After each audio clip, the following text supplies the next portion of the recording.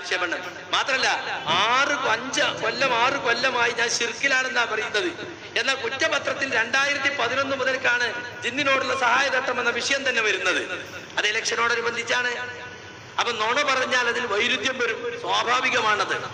സുഹൃത്തുക്കളെ, ഇപ്പൊ നടക്കുന്നത് എന്താ? ഞാൻ പറഞ്ഞില്ലേ, എടവണ്ണയിൽ വെച്ചും കടുവള്ളിയിൽ വെച്ചും ഒക്കെ മുഖാമുഖ നാടകങ്ങൾ നടത്തിയത് എന്തിനാ? മുജാഹിദുകളുടെ മേൽ ശിർക്കാരോപണം നടത്താനായിരുന്നു. ഒന്നാമത് ഞാൻ നിങ്ങളെ കാണിക്കുന്ന ക്ലിപ്പ് അതാണ്. അബ്ദുറഹ്മാൻ സലഫി എടവണ്ണയിൽ വെച്ച് നടന്ന മുഖാമുഖത്തിൽ രാത്രി 12:30 പ്രസംഗിക്കുക. ശിർക്കിലേക്ക് പോ, തൗഹീദിലേക്ക് വാ, ഒന്നുകിൽ ശിർക്കിൽ അല്ലെങ്കിൽ തൗഹീദിൽ എന്ന് പറഞ്ഞിട്ട് ശിർക്കാരോപണം നടത്തുകയാണ്. കേട്ടോളൂ. ഒന്നുകിൽ നിങ്ങൾ മുവഹിദാവുക, അല്ലെങ്കിൽ ശിർക്ക് സമ്മതിച്ച് ശിർക്കിലേക്ക് പോവുക. ചിലപ്പോ ശിർക്കും, ചിലപ്പോ ശിർക്കല്ലാതെയും, പിന്നെയും ശിർക്കും, പിന്നെ ശിർക്കല്ലാതെയും ഉരുണ്ട് വരണ്ട് അങ്ങോട്ടും ഇങ്ങോട്ടുമുള്ള കളി നിർത്തിക്കളി. ഇത് മുജാഹിദുകൾ തിരിച്ചറിഞ്ഞു.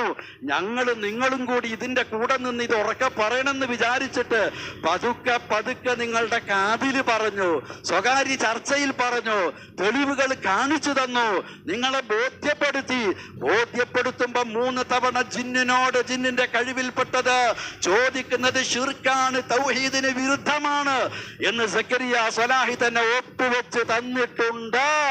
എന്നിട്ടോ അവിടുന്ന് പുറത്തിറങ്ങിയിട്ട് ഇത് അനുവദനീയമാണെന്ന് അദ്ദേഹം സമർത്ഥിക്കുകയും ചെയ്യുന്നു. ഈ 2 പണിയും കൂടി ഇനി വേണ്ട, രണ്ടാലൊന്ന് തീരുമാനിച്ചാൽ മതി.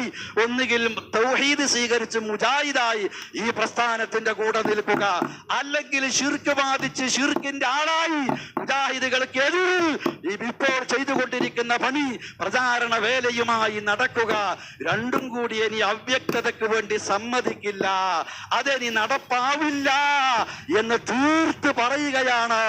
തീർത്ത് പറയാൻ പറ്റിയ ആളാണ്. മൂപ്പര് വിചാരിച്ചാ പിന്നെ കേറാൻ പറ്റൂല. പച്ചക്കള്ളാണ് പറഞ്ഞത്. ജിന്നിനോട് അതിന്റെ കഴിവിൽപ്പെട്ടത് ചോദിച്ചാൽ ശിർക്കും ഹറാമുമാണെന്ന് 3 തവണ എഴുതി ഒപ്പിട്ട് തന്നിട്ടുണ്ട്. കളവ്. പിന്നെയോ പുറത്തിറങ്ങിയിട്ട് അനുവദനീയമാണെന്ന് പ്രസംഗിച്ചു. ഒരൊറ്റ തെളിവ് ഇയാൾക്ക് കൊണ്ടുവരാൻ പറ്റുമോ? ഈ ബൈക്ക് എവിടെയൊക്കെ വരുമല്ലോ. അപ്പൊ ചോദിക്കണങ്ങള്, എവിടെയാ സക്കരിയ സ്വലാഹി അത് അനുവദനീയാണെന്ന് പ്രസംഗിച്ചത്? ഒരു ക്ലിപ്പ് കാണിക്കാൻ പറ്റുമോ? ഒരു ലേഖനം കാണിക്കാൻ പറ്റുമോ? അപ്പൊ കളവ് പറയാണ്. രാത്രി 12:30, അതും ആഗസ്റ്റ് 22-ന് എന്നെ ഭരണസമിതി പുറത്താക്കിയിട്ട് സംസ്ഥാന കൗൺസിൽ നടന്നിട്ടില്ല. അതിന്റെ മുമ്പ് ഇയാൾ പറയാണ് അനുവദിക്കൂല, ഇനി നിനക്ക് കേറാൻ പറ്റൂല. ആരാ പറയണത്? സംസ്ഥാന കൗൺസിലിനേക്കാൾ ഇയാൾ തീരുമാനിച്ചു. ഇയാള് കോക്കസ് തീരുമാനിച്ചാ പിന്നെ തീരുമാനം തന്നെ. അപ്പൊ ഒന്നുകിൽ ശിർക്ക് സമ്മതിച്ച് പുറത്തു പോവുക, അല്ലെങ്കിൽ തൗഹീദ് സംഘടിച്ച് ഇവിടെ നിൽക്കുക. അപ്പൊ 2012-ൽ അബ്ദുറഹ്മാൻ സലഫി കൊണ്ടുവന്ന പുതിയ തൗഹീദ് അംഗീകരിക്കാത്തവരൊക്കെ ശിർക്കിലേക്ക് പോയി. എത്ര പണ്ഡിതന്മാർക്ക് കാരെ കിട്ടും? നിങ്ങൾ വിചാരിക്കും ഞാൻ മാത്രമാണ്. എത്ര പ്രസംഗകരുണ്ട്. ഇപ്പൊ എവിടെങ്കിലും വല്ല പരിപാടി നടക്കുന്നുണ്ടോ? ആർക്കും താല്പര്യമില്ല.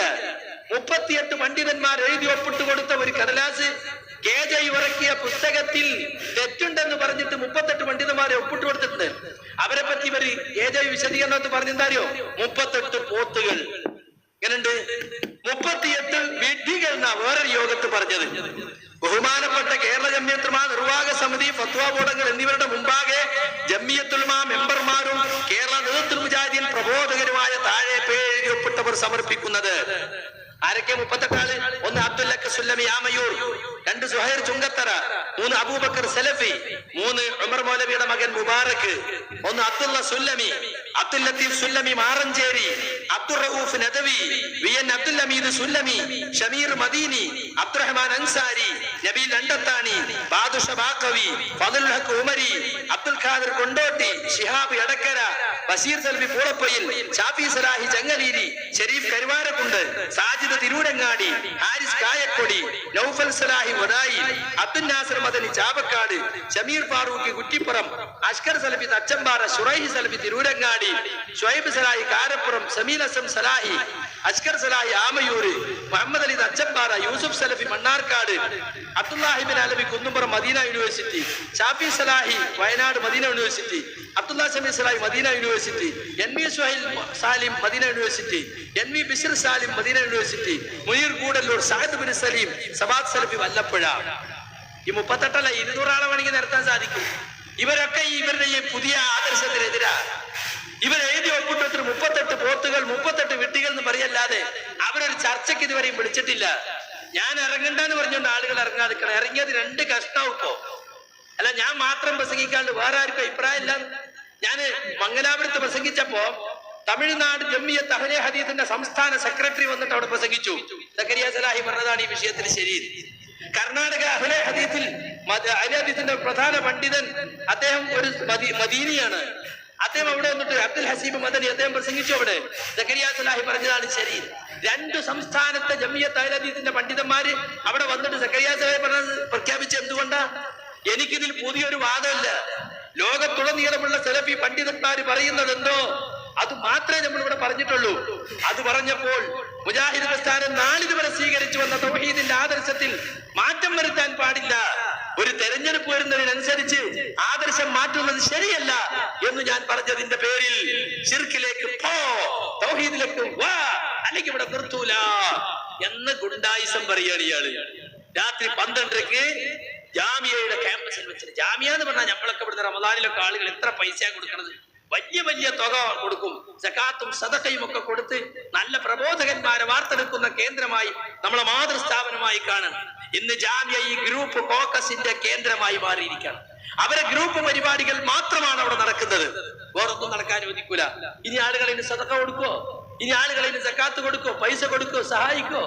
അപ്പൊ സുഹൃത്തുക്കളെ, ഈ രീതിയിലുള്ള ഒരു ഗ്രൂപ്പ് കേന്ദ്രമാക്കി പാവനമായ ജാമിയയുടെ ക്യാമ്പസിനെ മാറ്റിയിട്ട് രാത്രി 12:30 ഖുറാഫിയുടെ വയല് മാതിരി നമ്മളിവിടുന്ന് വൈലക്സിൽ നിന്ന് കേൾക്കുക, ഇയാൾ അവിടെ നിന്ന് ചീറുകയാണ്. എന്തിനായി? ആരോടാണ് ഈ വൈരം തീർക്കുന്നത്? നിങ്ങൾ ആലോചിച്ച് നോക്കൂ സുഹൃത്തുക്കളെ.